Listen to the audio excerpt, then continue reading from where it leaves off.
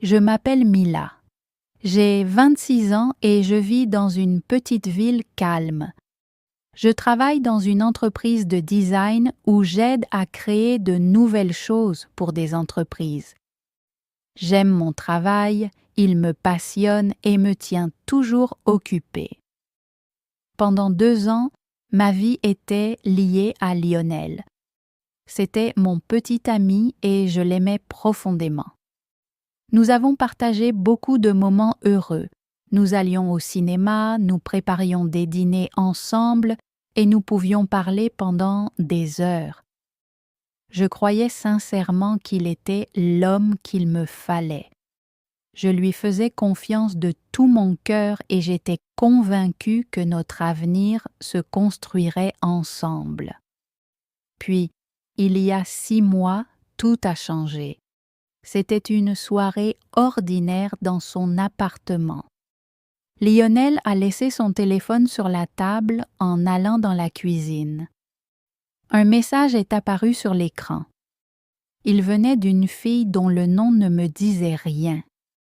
Mes mains sont devenues froides.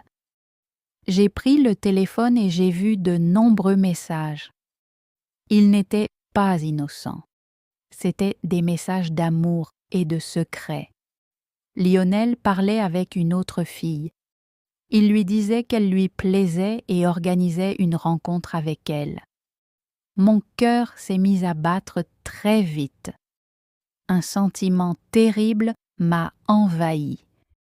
Il me mentait depuis longtemps. Il me trompait. La douleur était vive, comme un coup de couteau, et mon monde s'est brisé en 1000 morceaux. Quand Lionel est revenu, je n'ai presque rien dit. Je lui ai simplement montré le téléphone. Il a d'abord paru surpris, puis coupable. Les mots étaient inutiles. Je connaissais la vérité. J'ai attrapé mon sac et j'ai quitté son appartement cette nuit-là sans me retourner. En m'éloignant, je me suis fait une promesse ferme. Je ne lui parlerai plus jamais. Il m'avait trop blessée. Les jours et les semaines qui ont suivi ont été très difficiles. J'ai beaucoup pleuré. Je me sentais en colère, triste et vide à la fois. Mes amies Emma et Sarah m'ont beaucoup aidée. Elles m'ont écoutée et sont restées près de moi. J'ai essayé de me concentrer sur mon travail. C'était difficile de garder l'esprit clair, mais je me suis forcée à avancer. Chaque jour était un petit pas de plus. Je suis allée me promener, j'ai lu des livres, j'ai cherché à faire des choses qui me rendaient heureuse. Lentement, très lentement, la douleur aiguë s'est transformée en une peine sourde. La colère, elle, restait présente, comme un feu discret à l'intérieur de moi. J'allais de l'avant, mais le souvenir de sa trahison était toujours là. Guérir était un long voyage, et je savais que cela me demanderait encore beaucoup de temps. Un vendredi soir, ma bonne amie Emma m'a appelée. Elle m'a invitée à une grande fête. Elle disait que ce serait très amusant. J'ai hésité un instant. Sortir me semblait parfois difficile. Après ma rupture, je restais souvent chez moi. Mais Emma était très gentille et tenait vraiment à ce que je vienne. Elle m'a dit qu'il était temps que je profite un peu de la vie. Alors je me suis dit, pourquoi pas? Cela faisait longtemps que je ne m'étais pas vraiment détendue. Je lui ai répondu, oui, je viendrai. J'ai décidé d'essayer de passer une bonne soirée. Je suis allée devant mon armoire et j'ai choisi une jolie robe. Je me suis maquillée et j'ai coiffé mes cheveux. Je voulais être belle et me sentir sûre de moi. Pendant que je me préparais, une légère excitation a commencé à grandir en moi. Peut-être que cette fête était exactement ce dont j'avais besoin. Quand je suis arrivée, la musique était très forte. Des lumières vives et colorées balayaient la pièce. Il y avait beaucoup de monde, des gens qui parlaient, riaient et dansaient. L'air vibrait d'énergie.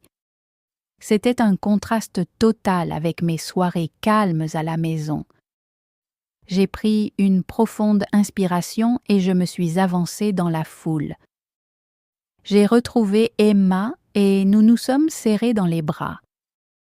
Elle m'a tendu un verre.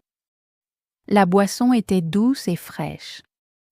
Peu à peu, je me suis sentie plus à l'aise. J'ai pris un autre verre. Bientôt, je me suis sentie légère et chaleureuse, un peu étourdie, mais d'une façon agréable. Je riais facilement avec mes amis. Nous sommes allés sur la piste de danse et j'ai laissé mon corps suivre le rythme de la musique. Pour la première fois depuis de nombreux mois, je me suis sentie vraiment libre. J'ai oublié mes problèmes, j'ai oublié le passé. Je dansais simplement en profitant de l'instant. C'était une sensation merveilleuse. Puis, soudain, cette joie s'est arrêtée net. J'ai regardé de l'autre côté de la salle bondée, au-delà des danseurs et des lumières éclatantes. Mon regard s'est posé sur un visage familier. Mon cœur s'est emballé. C'était Lionel. Il se tenait près du bar, un verre à la main. Mon ventre s'est noué, froid comme une pierre. Il avait un peu changé, mais c'était bien lui. À côté de lui se tenait une fille, très proche. Elle avait de longs cheveux noirs et un sourire lumineux. Elle s'accrochait à son bras pendant qu'il parlait à voix basse. Elle avait l'air heureuse et elle le regardait avec admiration. Une vague de douleur m'a traversée, mêlant surprise, tristesse et une colère ancienne. Je ne voulais pas le voir, pas comme ça, pas avec quelqu'un d'autre. Mes mains se sont mises à trembler légèrement. Tandis que je les observais, Lionel a levé les yeux. Son regard a parcouru la foule, puis s'est arrêté sur moi. Il m'avait vu. Nos yeux se sont croisés à travers la pièce. La musique résonnait toujours très fort, mais à cet instant, tout le reste est devenu silencieux. J'ai eu l'impression que le temps se figeait. Mon cœur battait à tout rompre. Je savais que cette nuit venait de changer. Lionel s'est approché de moi. Un léger sourire flottait sur ses lèvres. Mon cœur battait très vite. Je ne voulais pas qu'il s'approche, pourtant il a continué jusqu'à s'arrêter juste devant moi. « Mila », a-t-il dit doucement, comme si rien de mauvais ne s'était jamais passé entre nous. Ma colère est montée aussitôt. « Lionel », ai-je lancé d'une voix forte, « qu'est-ce que tu fais ici? Et cette fille, tu la trompes aussi maintenant? Comme tu m'as trompé, moi? » Ma voix était haute, mais la musique l'était encore plus. La fille à côté de lui n'a rien entendu. Elle continuait de sourire. Lionel, lui, ne semblait pas en colère. Il avait l'air calme. Il a même laissé échapper un petit rire discret. « Non, Mila, » a-t-il répondu doucement. « Ce n'est pas comme ça. J'ai changé depuis la dernière fois que nous avons parlé. » Ses paroles étaient calmes, en contraste avec mon ton agité. Je ne le croyais pas. Comment pouvait-il dire cela après tout le mal qu'il m'avait fait? Je le lui ai dit. « Tu m'as blessé, Lionel, profondément. Tu as brisé ma confiance. Tu as brisé mon cœur. » Des larmes brûlantes sont montées à mes yeux, mais je les ai retenues. Il m'écoutait, sans répondre avec dureté. Son visage restait doux. Cela me troublait. J'étais ivre. Ma tête me semblait légère et la musique assourdissante tournait autour de moi. Pourquoi était-il si tendre?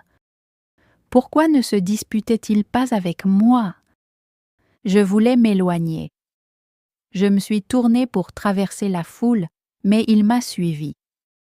J'ai failli tomber, incapable de garder mon équilibre. Il a posé rapidement sa main sur mon bras pour me soutenir.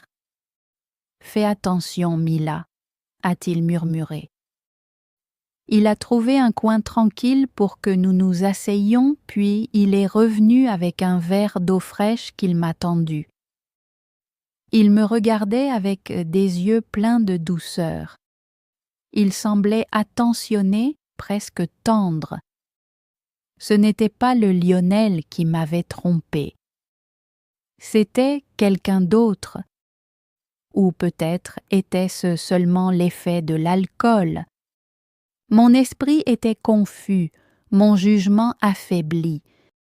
J'étais trop ivre pour distinguer clairement le vrai du faux.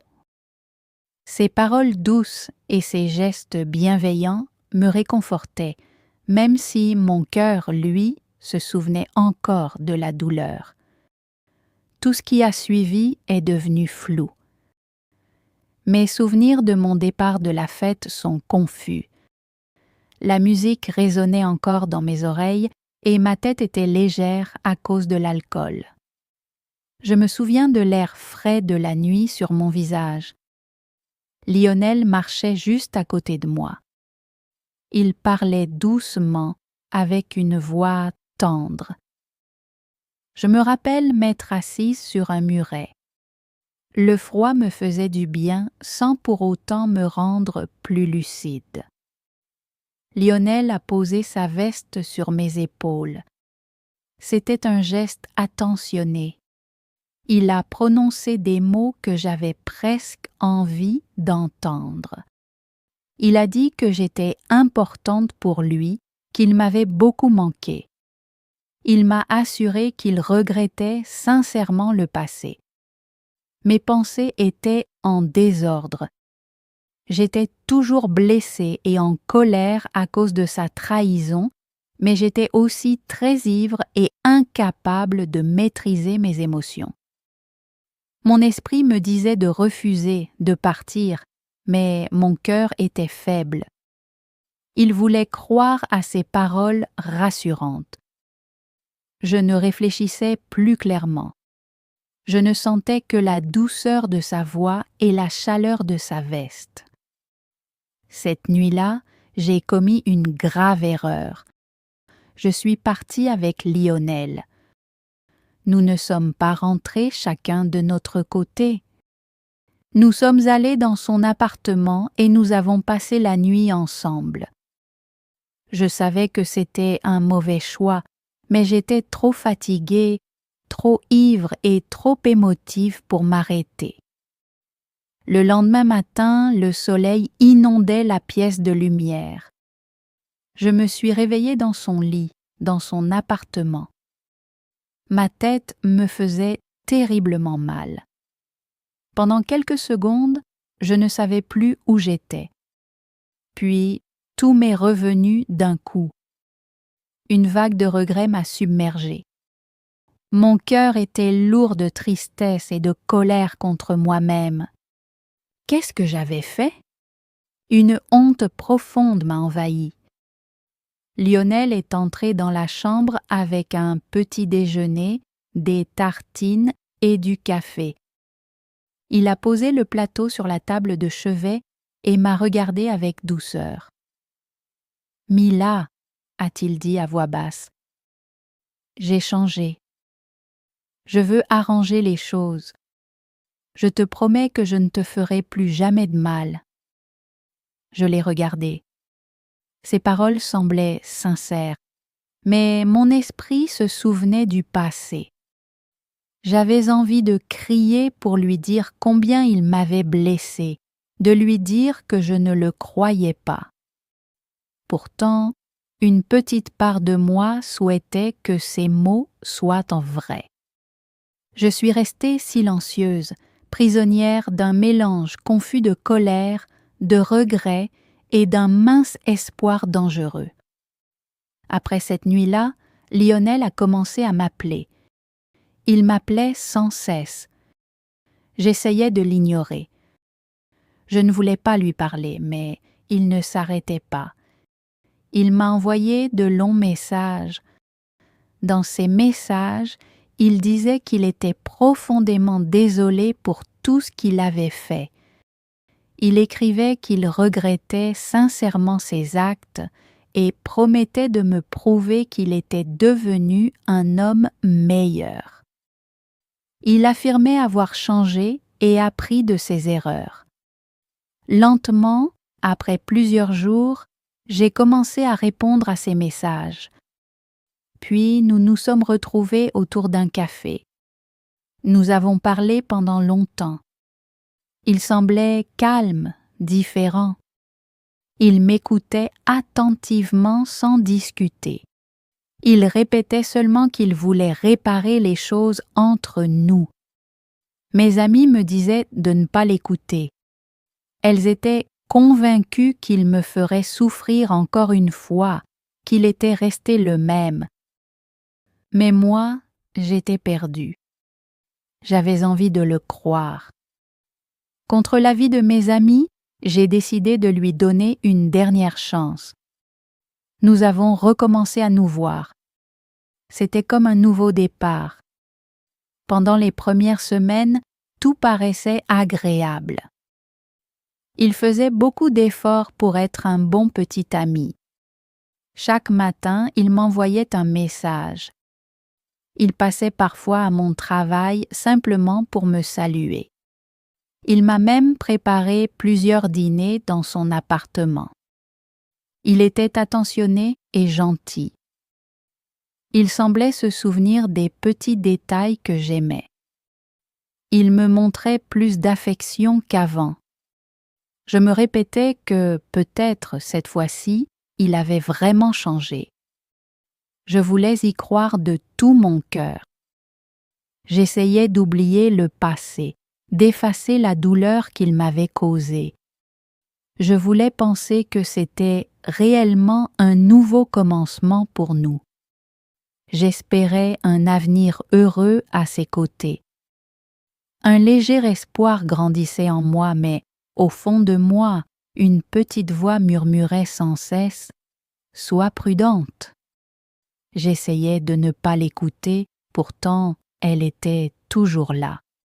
2 mois ont passé depuis que Lionel et moi avions recommencé à nous voir. J'essayais de le croire. Je voulais penser qu'il était devenu quelqu'un de nouveau. Nos soirées ensemble semblaient normales. Nous regardions des films, nous préparions le dîner. Peu à peu, je recommençais à me sentir en sécurité. Je pensais que la petite voix en moi avait tort, que je pouvais désormais lui faire confiance. Un soir, nous étions dans mon appartement. Nous venions de finir de manger. Lionel s'est levé pour aller dans la cuisine et a laissé son téléphone sur la table basse. C'était un geste banal, sans importance. Je n'y ai pas prêté attention. Puis l'écran s'est allumé. Un message est apparu. Il venait d'une fille. Elle s'appelait Sarah. Le message était court mais clair. J'ai hâte de te revoir. Mon cœur s'est arrêté. Mes mains se sont mises à trembler, comme ce soir-là à la fête. Je me suis dit de ne pas regarder, de me convaincre que c'était une erreur. Mais les mots étaient déjà gravés dans mon esprit. Le petit cœur rouge à côté du message m'a frappé comme un coup violent. Ma respiration s'est accélérée. J'ai pris le téléphone. Mes doigts étaient glacés en touchant l'écran. J'ai ouvert la conversation. Les messages étaient là. Ils parlaient depuis des semaines.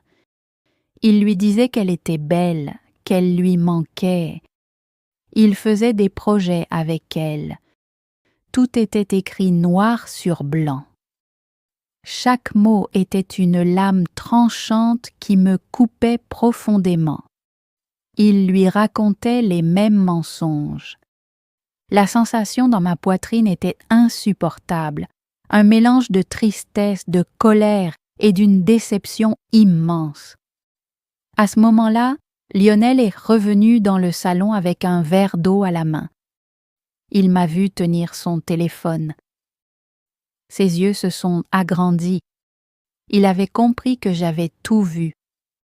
Son visage a pâli. J'ai jeté le téléphone sur la table. Le bruit a résonné dans la pièce. « Qui est-elle » ai-je crié d'une voix brisée par la douleur. Il a ouvert la bouche sans trouver les mots. Il a essayé de s'expliquer, mais son visage disait déjà la vérité. Son regard a fui le mien. Il ne pouvait plus me regarder. Il avait encore menti. Il n'avait jamais changé. Toutes ses promesses n'étaient que des mots vides. L'espoir que j'avais construit s'est brisé d'un coup. Mes yeux se sont remplis de larmes brûlantes qui ont coulé sur mes joues.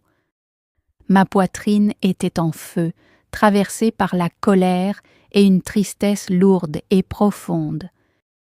La même histoire recommençait, la même douleur revenait. Pourtant, après avoir lu les messages, quelque chose en moi a changé.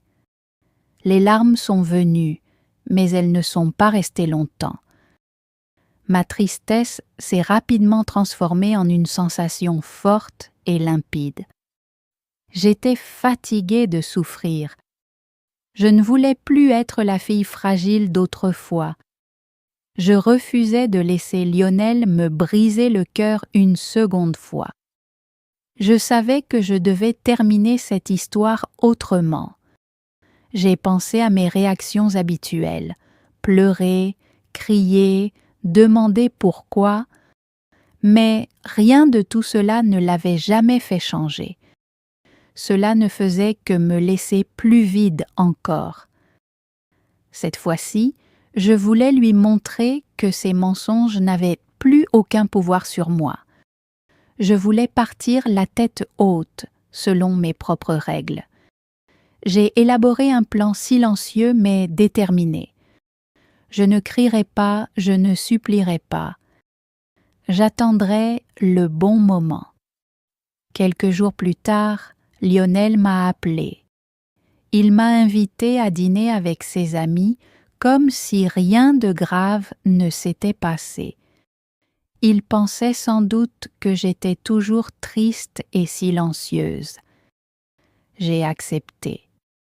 Je savais que c'était l'occasion que j'attendais. J'ai choisi mes vêtements avec soin et j'ai composé un visage calme. Quand je suis arrivée, ses amis m'ont accueilli avec des sourires.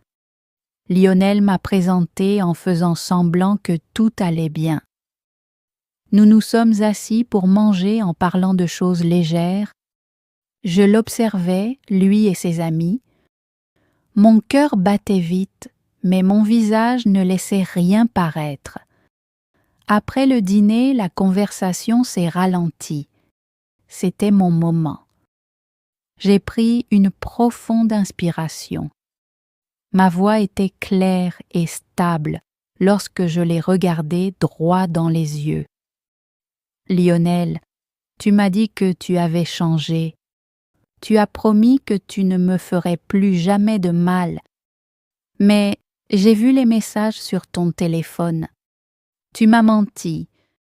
Tu continues de mentir à d'autres filles. » La pièce est devenue silencieuse. Ses amis l'ont regardé avec surprise. Leur sourire avait disparu. Le visage de Lionel est devenu très pâle. Il avait l'air choqué. Il a essayé de parler, mais aucun mot n'est sorti. Je ne lui ai pas laissé le temps de s'expliquer. Je ne voulais plus entendre d'autres mensonges. Je me suis levée lentement de la table, portée par un étrange mélange de peur et de force. J'ai regardé ses amis une dernière fois, puis Lionel. Ensuite, je me suis tournée et j'ai quitté le restaurant sans me retourner. L'air frais de la nuit m'a fait du bien. Un poids immense s'est envolé de mes épaules. Je n'étais ni triste ni en colère. Je me sentais libre. Je lui avais montré que j'étais forte. J'avais repris le contrôle de ma vie. Cette nuit-là, j'ai bloqué son numéro et tous ses réseaux sociaux. Je ne voulais plus jamais avoir de nouvelles de lui. C'était ma fin, mon choix. C'était à mon tour d'être forte. Après cette soirée, après lui avoir dit la vérité devant ses amis, un mélange d'émotions m'a envahi. Il y avait encore de la colère, oui, mais aussi une forme étrange de soulagement. Le chapitre de ma vie avec Lionel était vraiment clos. Les jours qui ont suivi n'ont pas été simples. Par moments, une vague de tristesse me submergeait. D'autres fois, la colère revenait lorsque je repensais à tous ces mensonges. Mais je ne laissais plus ces sentiments me paralyser. Je savais que je devais me concentrer sur moi-même. J'ai commencé par de petits changements. Chaque matin, je me levais tôt pour aller courir. L'air frais m'aidait à clarifier mes pensées. Je me suis aussi inscrite à un nouveau cours de sport. C'était difficile au début, mais rapidement je me suis sentie plus forte, non seulement dans mon corps, mais aussi dans mon esprit. Mes amis ont été d'un soutien précieux. Emma et les autres m'appelaient souvent. Nous prenions des cafés, nous faisions des promenades et nous parlions de tout et de rien. Elles m'ont aidé à rire de nouveau. Elles m'ont rappelé ma valeur. Au travail, j'ai mis toute mon énergie dans de nouveaux projets. Je voulais apprendre davantage et donner le meilleur de moi-même. Mon patron a remarqué mes efforts et j'en ai ressenti une grande fierté. Toutes ces choses positives m'ont aidé à avancer. Pendant cette période, j'ai compris quelque chose de très important. Lionel répétait souvent qu'il avait changé, qu'il était désolé, mais ses paroles n'étaient jamais vraies. Ses actions racontaient toujours la véritable histoire. Il continuait à mentir. Cette leçon est restée gravée en moi. J'ai appris à regarder ce que les gens font et pas seulement ce qu'ils disent. La nuit que j'ai passée avec Lionel, celle que je considérais comme une erreur, m'a aussi beaucoup appris. Au début, j'ai eu honte. Je me croyais faible. Puis j'ai compris que cela faisait partie de mon parcours. C'était une leçon douloureuse, mais elle m'a poussée à devenir plus forte. Elle m'a montré que je devais faire confiance à mon propre jugement et non aux promesses vides de quelqu'un d'autre. Ce moment m'a fait grandir. Peu à peu, une véritable paix s'est installée dans ma vie. Ce n'était pas seulement un calme superficiel, mais une sérénité profonde. J'ai commencé à me faire entièrement confiance. Je savais que je pouvais prendre de bonnes décisions pour mon avenir. La peur d'être seule a disparu, tout comme la peur d'être blessée à nouveau. J'ai compris que je me suffisais à moi-même. J'étais forte. J'étais heureuse d'être mise là. Le passé ne me retenait plus. Lionel et ses mensonges n'étaient plus qu'un souvenir, sans pouvoir sur mes émotions. Je me sentais vraiment libre, comme si un poids immense avait été retiré de mes épaules. Mon histoire n'était pas celle d'une femme brisée, mais celle d'une femme reconstruite, plus forte et plus sage. Désormais, j'attendais chaque nouveau jour avec espoir. Si je croisais un jour Lionel, cela ne me ferait plus souffrir. Ce serait simplement la rencontre avec quelqu'un de mon passé, quelqu'un qui m'a appris une leçon précieuse.